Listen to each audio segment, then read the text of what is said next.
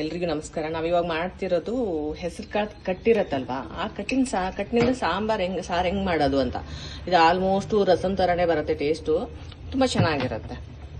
ಇದಕ್ಕೆ ನಮ್ಗೆ ಏನೇನು ಬೇಕಂತಂದ್ರೆ ಬೆಳ್ಳುಳ್ಳಿ, ಕರಿಬೇವು, ಟೊಮ್ಯಾಟೊ, ಆಮೇಲೆ ಹೆಸರು ಕಾಳು ಕುದಿಸ್ಕೊಂಡಿರ್ತೀವಲ್ವಾ ಅದಕ್ಕೆ ಕಟ್ ತಕೊಬೇಕು.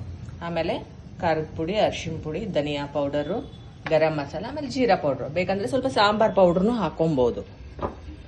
ಇವಾಗ ಸಾಸಿವೆ ಜೀರಿಗೆ ಹಾಕೊಳ್ಳೋಣ.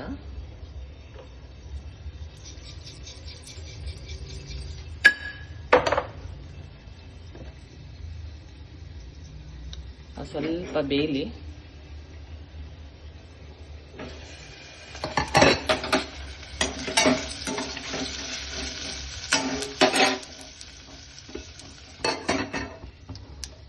ನೋಡಿ ಇವಾಗ ಸಿಡಿತಾ ಇದೆ. ಇವಾಗ ಬೆಳ್ಳುಳ್ಳಿ ಹಾಕೊಳ್ಳೋಣ.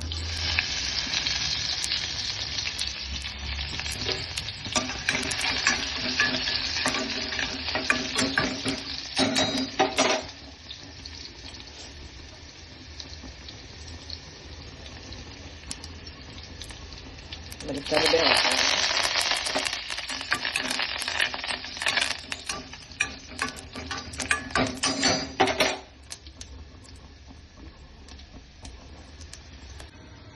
ಇವಾಗ ಬೆಳ್ಳುಳ್ಳಿ ಬೆಂದಿದೆ.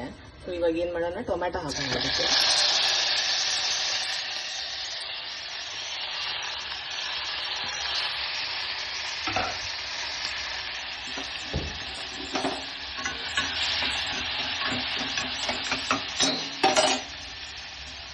ಇದಕ್ಕೆ ಚೆನ್ನಾಗಿ ಬೇಯಕ್ಕೆ ಸ್ವಲ್ಪ ಉಪ್ಪು ಇವಾಗಲೇ ಸೇರಿಸ್ಬಿಡೋಣ.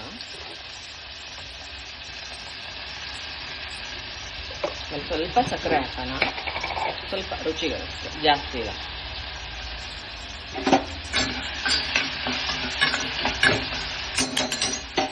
ಇದು ಸ್ವಲ್ಪ ಬೇಯಲಿ, ಲಿಡ್ ಕ್ಲೋಸ್ ಮಾಡಿ ಬೇಯಲಿ.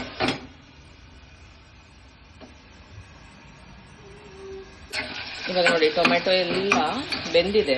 ಇವಾಗ ಏನ್ ಮಾಡ್ಬೇಕು, ನಾವೆಲ್ಲ ಏನ್ ಮಸಾಲೆ ಇದೆಲ್ವಾ ಸಾಂಬಾರಿಗೆ ಹಾಕೋಕ್ಕೆ ಇಟ್ಕೊಂಡಿದ್ದಲ್ಲ ಅದೆಲ್ಲ ಹಾಕಬೇಕು.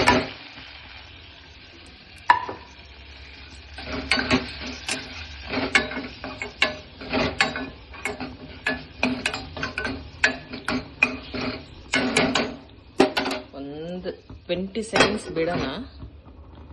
ಸ್ವಲ್ಪ ಮಸಾಲೆ ಎಲ್ಲ ಆಯಿಲ್ ತಗೊಳ್ಳಿ.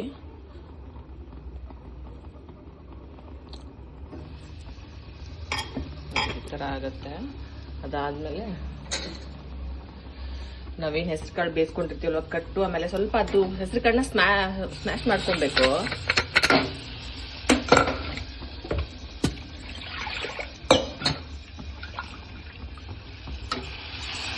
ನೀರಾಕಿ ನಮಗೆ ಎಷ್ಟು ಬೇಕೋ ಅಷ್ಟು ಮಾಡ್ಕೊಬೇಕು. ಸಾಂಬಾರಿಗೆಲ್ಲ ಆದಷ್ಟು ಸ್ವಲ್ಪ ಧನಿಯಾ ಪೌಡರ್ನ ಸ್ವಲ್ಪ ಜಾಸ್ತಿ ಹಾಕಿದ್ರೆ ಸಾಂಬಾರ್ ಸ್ವಲ್ಪ ಥಿಕ್ನೆಸ್ಸು ಜಾಸ್ತಿ ಬರುತ್ತೆ, ಟೇಸ್ಟು ತುಂಬ ಚೆನ್ನಾಗಾಗತ್ತೆ. ಈ ಥರ ಬರುತ್ತೆ. ಇವಾಗ ಇದಕ್ಕೆ ಕೊತ್ತಂಬರಿ ಹಾಕಬೇಕು. ಯಾವುದೇ ಸಾಂಬಾರು ಕೊತ್ತಂಬರಿ ಹಾಕಿದ್ರೆ ತುಂಬ ಅದ ಸ್ಮೆಲ್ಗೆ ತುಂಬ ಟೇಸ್ಟಿಯಾಗಿರುತ್ತೆ, ಚೆನ್ನಾಗಿರುತ್ತೆ. ಕೊತ್ತಂಬರಿ ಸ್ಮೆಲ್ಲು ಟೇಸ್ಟು ಸಾಂಬಾರಲ್ಲಿ ಲಾಸ್ಟಲ್ಲಿ ಹಾಕಲೇಬೇಕು ಕೊತ್ತಂಬರಿ. ಅದು ಎಕ್ಸ್ಟ್ರಾ ಟೇಸ್ಟ್ ಕೊಡುತ್ತೆ ಸಾಂಬಾರಿಗೆ. ನೋಡಿ ಈ ಥರ ಆಗುತ್ತೆ ಸಾರು. ತುಂಬ ಚೆನ್ನಾಗಿರುತ್ತೆ ಅನ್ನಕ್ಕೆ. ಅನ್ನ ಜೊತೆ ತುಪ್ಪ ಹಾಕ್ಕೊಂಡು ಸಾಂಬಾರು ಹಾಕೋದಂದ್ರೆ ತುಂಬ ಟೇಸ್ಟಿಯಾಗಿರುತ್ತೆ. Thank you.